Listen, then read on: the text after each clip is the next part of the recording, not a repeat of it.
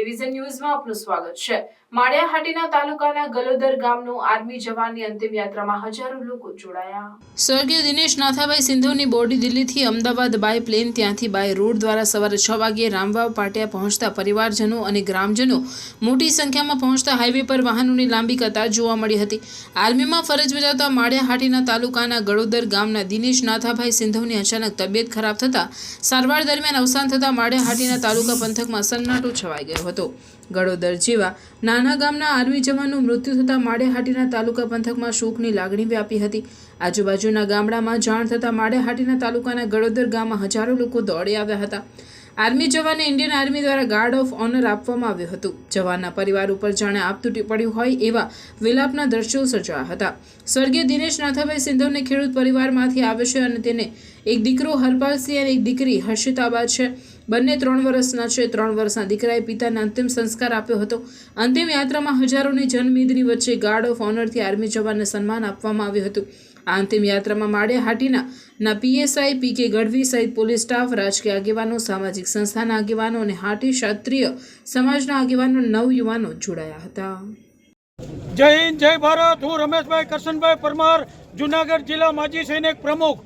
આજ રોજ ગળોદર ગામનો સપૂત આજે એક શહીદ થયો છે, જે આજે ગળોદર ગામના સુવર્ણ અક્ષરે લખાઈ જશે કે આ ગામની અંદર એક શહીદ થયો છે। માતૃભૂમિની રક્ષા કરતા 9 વર્ષની નોકરીમાં 5001 80 બટાલિયનમાં નોકરી કરતા હતા અને અકસ્માતિક મોત થયું છે।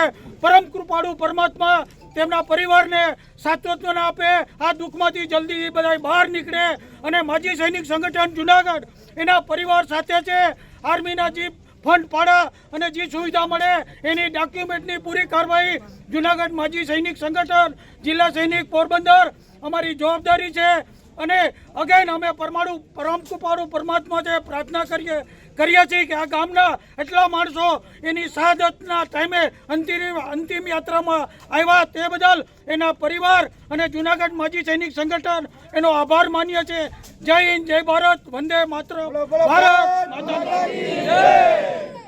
એક વિલ્લો દેશની ભૂમિને આજે આકસ્મિક દુર્ઘટનાથી શહીદ થયેલ છે।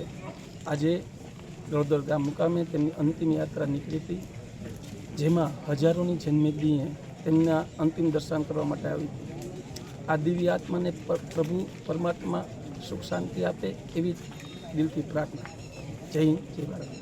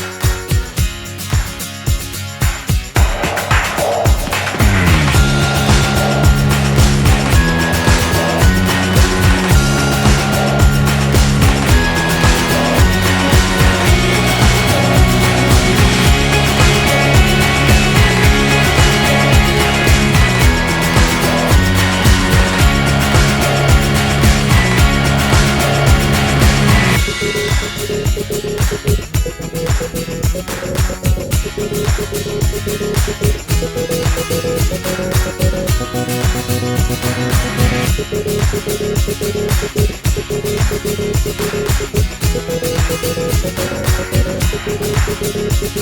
you.